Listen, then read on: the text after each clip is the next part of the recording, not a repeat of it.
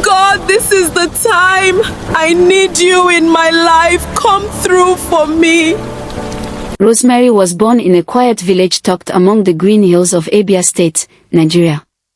Her parents were humble farmers who believed that honesty and hard work were greater than riches. They dreamed that their only daughter would become the first graduate in their family. Sadly, sickness visited their home one rainy season, and within months both parents were gone, leaving Rosemary completely alone. Their passing shattered her childhood and filled the once cheerful house with silence. The only inheritance they left behind was a tiny piece of farmland behind the old mud house where cassava, maize, and vegetables struggled to grow. Rosemary refused to abandon it. Every morning before sunrise, she watered crops, cleared weeds, and carried harvested produce to the village market before rushing to school. After classes, she washed clothes for wealthy families, cooked during ceremonies, and swept compounds to earn enough money for notebooks and school fees. Instead of encouraging her determination, many villagers laughed whenever they saw her carrying farm tools. They whispered that poverty had become her closest companion. Some called her cursed because tragedy had taken her parents. Children repeated the cruel words they heard from adults, making Rosemary feel unwanted wherever she walked.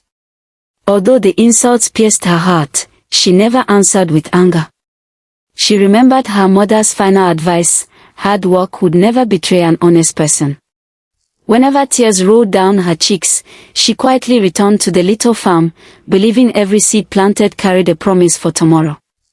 Each evening, Rosemary studied under the weak glow of a kerosene lamp while praying that one day her suffering would end. Nobody believed in her dreams, but deep inside, she refused to surrender the hope that a brighter future waited beyond the distant horizon someday. Years passed, and Rosemary grew into a hardworking young woman whose determination remained stronger than every hardship surrounding her. Her small farm produced enough to keep hunger away, but it could never provide the future she imagined. School expenses increased every term, and the little jobs she accepted barely covered the cost of books, uniforms, and examination fees.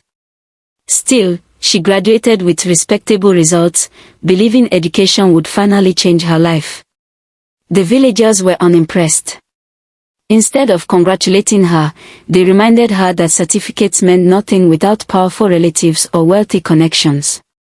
They insisted she would spend the rest of her life digging the same soil behind her parents' abandoned house. Their words hurt deeply, yet Rosemary refused to believe her destiny ended in the village. One evening, an old trader returning from Abuja spoke about opportunities in Nigeria's capital city. He described tall buildings, busy streets, offices searching for workers, and businesses growing every day. Rosemary listened carefully, imagining herself finding honest employment and sending money home to repair her late parents' crumbling house. She sold part of her harvest, borrowed small amounts from sympathetic neighbors, and gathered enough money for transportation. The night before leaving, she visited her parents' graves beneath the old mango tree. Kneeling quietly, she promised she would return successful and prove that their sacrifices had not been wasted. As dawn painted the sky with golden light, Rosemary boarded a crowded bus leaving Abia State.